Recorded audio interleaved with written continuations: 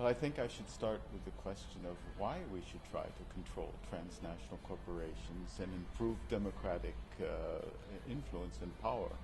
And I think that the answer lies in the fact that transnational corporations have amassed so much private power over the last 30 years that they have, without being able to be seen all the time, they have impact on government decisions, on the lives of everyday people, and can influence taxation and public expenditures in a way that it's impossible for democratic processes to function the way they should.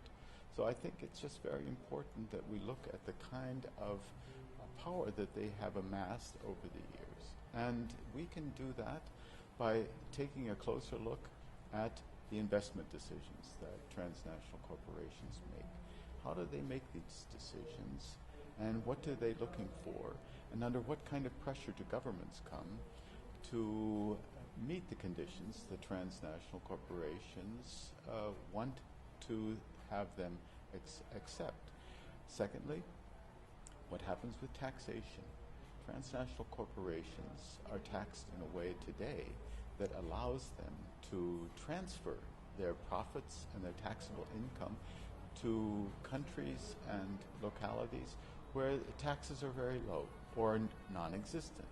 And that means they're taking away money that they have generated in other countries that could be used for infrastructure projects, for social projects, for improvement of the society as a whole, which is the reason that they, ostensibly the reason that these companies invest in countries anyway, to provide jobs and to provide a better life for everyone. But if they are taking these profits and this taxable income out of the country, then it's not there to fund those kinds of projects. And then if we look at the problem of labor conditions, this process of globalization has turned into one of outsourcing and offshoring and playing off one workplace against another throughout the whole world. Corporations use the global supply of labor, which is much larger than the actual demand. They use it then to play off different workers against other workers.